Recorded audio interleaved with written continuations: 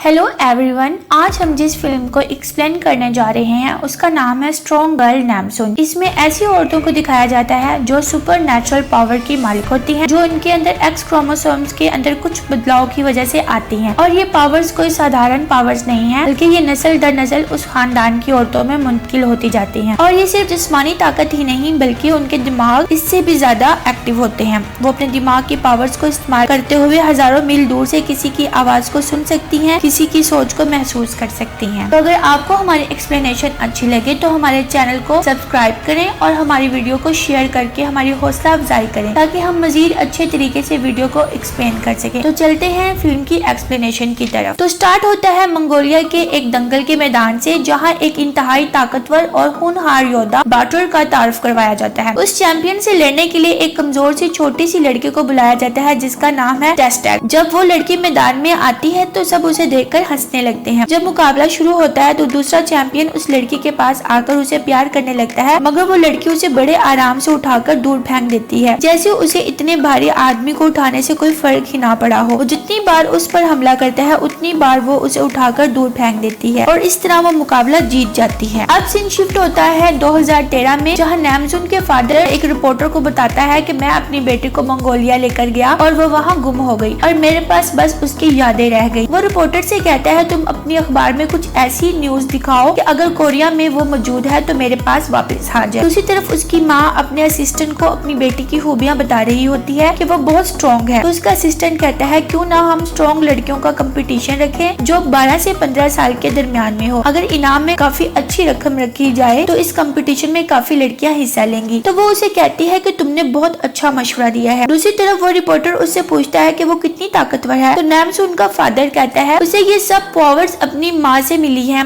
और वो कितनी ताकतवर है इसका पता लगाना बहुत मुश्किल है। नैमसून की मदर से कुछ लोग मिलने आते हैं। वो उससे तलवार का सौदा करते हैं और कहते हैं ये हमारी खानदानी तलवार है और ये एक जंग में इस्तेमाल हुई है। तो वो कहते हैं तुम इसे यहाँ छोड़ दो, हम इसका मुआयना करेंगे और फिर तुम्हें बता देंगे। वो जाने लगती है कि वो आदमी उसके पाँव में बैठ जाता है और कहता है मुझे पैसों की बहुत जरूरत है, मेरी मदद करो। वो उसे अपनी तिजोरी से पैसे निकाल कर देती है। इतने पैसे देखकर उसकी नीयत खराब हो जाती है और उसका एक साथी नैमसून की मदर के गले पर चाकू रखकर कहता है चाबी हमें दे दो, मगर उसे ये नहीं पता होता कि वो कितनी ताकतवर है। वो उन्हें खूब मारती है और वो भाग जाते हैं। दूसरी तरफ उसका फादर, जिसका नाम मिस्टर बैंग है, मजीद रिपोर्टर को बताता है कि इनमें कमाल की सुपर पावर है और ये उनके एक्स क्रोमोसोम्स में तब्दीली की वजह से आई हैं और उनकी नस्ल में आने वाली हर औरत को मिलती है। वो रिपोर्टर कहता है कि आपकी और मिस होंग की शादी कैसे हुई। तो वो बताता है कि ये उन दिनों की बात है जब वो सूप बेचा करती थी। उसे पैसे से पैसा बनाना बहुत खूब आता था। वो जो भी काम करती उसमें उसे खूब मुनाफा होता और मैं उसका सिर्फ क्लर्क था।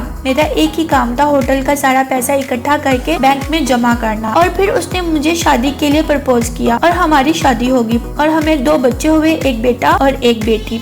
बेटे का नाम नैमिन और बेटी का नाम नैमसून। एक पार्टी में नैमसून को अपनी पसंद की चीजें चुनने के लिए कहा गया तो उसने पूरा टेबल उठाकर मेहमानों पर फेंक दिया। छोटी सी इतनी ताकतवर थी। वो बताता है नैमसून फोटोग्राफी के लिए बहुत फायदेमंद थी, इसलिए मैं उसे मंगोलिया ले गया ताकि हम सितारों की फोटो ले सके, लेकिन मैंने उसे खो दिया और फिर हमारा डाइवोर्स हो गया। दूसरी तरफ नैमसून को दिखाया जाता है जो कि अपने टेक्सेक के नाम से जानी जाती है। जो लोग इसे पाल रहे होते हैं वो उनको ही अपना माँ बाप समझती है।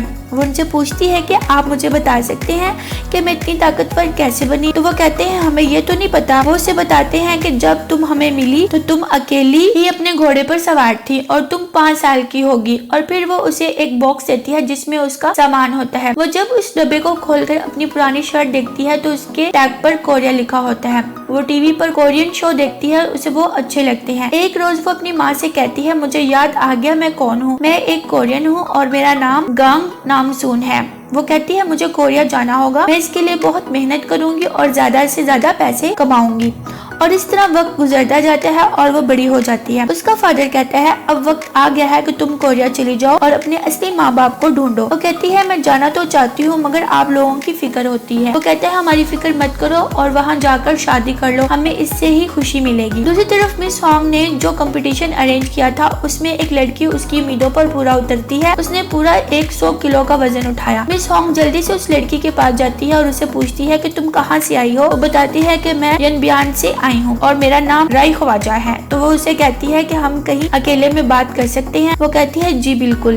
वो उसे लेकर अपने घर जाती है और उसे खाना पेश करती है। वो उससे उसका ब्लड ग्रुप पूछती है। वो कहती है मेरा ब्लड ग्रुप बी पॉजिटिव है। वो कहती है और मेरा भी यही है। वो लड़की बताती है कि मैं किसी बोट से मंगोलिया से बियान आई थी। उस वक्त मेरी उम्र 5 साल। फिर मैं ऑर्फन में रहने लगी और अब मैं 22 साल की हूँ। वो उसे भी खाने के लिए कहती है और कहती है आप मेरी माँ जैसी हैं, जिसे सुनकर वो इमोशनल हो जाती है। वो सबको रात के खाने पर बुलाती है और कहती है हमें हमारी बेटी वापस मिल गई है, आज का खाना हम सब मिलकर खाएंगे। रिपोर्टर आपस में बात करते हुए कहते हैं क्या वाकई उनको अपनी बेटी मिल गई है। दूसरा रिपोर्टर कहते हैं मिस्टर गोंग इस बात को नहीं मान रहे, उनके ब्लड ग्रुप मैच करवा लो। तो दूसरा रिपोर्टर कहता है उन्हें डीएनए टेस्ट करवा लेना चाहिए। मगर पहला रिपोर्टर कहता है कि उन्हें एक्स क्रोमोसोम में म्यूटेशन है, इसलिए डीएनए का रिजल्ट ठीक नहीं आएगा। दूसरा रिपोर्टर कहता है वो लोग 10 सालों से ये सब करवा रहे हैं, वो उन लोगों को अब तक क्यों नहीं मिली, क्योंकि वो मर चुकी होगी। नैमसून अपनी डायरी से कुछ लड़कियों की तस्वीरें देख रही होती है कि उसकी 2 भेड़ें अपने बाड़ से बाहर निकल जाती हैं। वो अपने घोड़े पर सवार होती है और इन दोनों भेड़ों को बाहर जाकर कहती है क्या तुम लोग भागकर शादी करने लगी हो। वो इन दोनों को बड़े आराम से उठाकर दोबारा उनकी बाड़ में रख देती है। वो सब रात के खाने पर इकट्ठे होते हैं। मिस होंग की माँ उसे कहती है क्या तुम्हें यकीन है कि वो नैमसून है। वो कहती है बिल्कुल, अगर वो हमारी बेटी ना होती तो इतना वजन कभी ना उठा सकती और उसका ब्लड ग्रुप भी मैच होता है और वो मंगोलिया से ही आई थी। तब ही मिस्टर गोंग कहते हैं कि उसके पाँव के नीचे जख्म का भी निशान है। मिस होंग कहती है तुमने मुझे पहले क्यों नहीं बताया, और वो दोनों लड़ने लगते हैं। वो कहती है मैंने तुम्हें कितनी दफा कहा था कि बच्चों का घर पर अच्छे से ध्यान रखना। वो कहता है तुम भी पैसा कमाने में रही और बच्चों पर और घर पर कोई तवज्जो नहीं दी। वो कहती है मेरे मना करने पर भी तुम उसे मंगोलिया लेकर गए। वो बुरी तरह से एक दूसरे से लड़ते हैं। इसी दौरान मिस होंग की माँ उन्हें चुप रहने के लिए कहती है और कहती है ये सोचो कि ये लड़की नैमसून है या नहीं। मिस्टर गोंग कहता है ये नैमसून नहीं है। बाकी सब भी यही कहते हैं, मगर मिस होंग मानने के लिए तैयार नहीं होती। दूसरी तरफ असल नैमसून वापस कोरिया जाने की तैयारी शुरू कर देती है। नैमसून की दूसरी माँ उसके जाने की वजह से अच्छा सा खाना बनाती है और वो उसे बताती है कि तुम्हारे बाबा ने सारी भेड़ें बेच दी हैं, क्योंकि तुम्हारे बाद उनका ख्याल कौन रखता। वो अफसुर्दा हो जाती है और झोंपड़ी से बाहर निकल आती है। वो बाहर आकर अपने घोड़े को देखती है, वो भी मर जाता है। उसका बाबा कहता है शायद इसे पता चल गया था कि तुम जाने लगी हो, इसलिए वो गम को बर्दाश्त ना कर सका और मर गया। नैमसून बहुत बुरी तरह से रोती है और अपने घोड़े की घंटी को जोर से फेंकती है। वो दूसरे शहर में मौजूद पुलिस ऑफिसर के सर पर लगती है। बहुत ज्यादा पावर थी नैमसून में। दूसरी तरफ मिस होंग नकली नैमसून को पार्लर लेकर जाती है, उसे नए कपड़े दिलवाती है और कहती है बेटा जो तुम्हारा दिल करता है वो करो, सारा शहर तुम्हारा है। मिस होंग जब ऑफिस में इंटर होती है तो एक औरत तो उसके असिस्टेंट से मजीद लोन के लिए मिन्नतें कर रही होती है, मगर वो मना कर देता है और कहता है आप पहले बहुत लोन ले चुकी हैं। तभी उसे मिस होंग नजर आती है। वो उसकी तरफ दौड़कर जाती है और कहती है मुझे पैसे दे दो, मैं अपना होटल तुम्हें दे दूंगी। मिस होंग अपने असिस्टेंट से कहती है इसे पैसे दे दो। वो पैसे लेकर जल्दी से वहाँ से निकल जाती है। मिस होंग को उस पर शक होता है और वो उसका पीछा करती है अपनी बाइक से। एक पुलिस वाला भी उसका पीछा कर रहा होता है। वो औरत किसी दूसरी गाड़ी वाले को पैसे देती है और उसके बदले वो उसे एक पैकेट देता है। मिस होंग उस गाड़ी वाले को पकड़ लेती है। पुलिस मैन भी वहाँ पहुँच जाता है।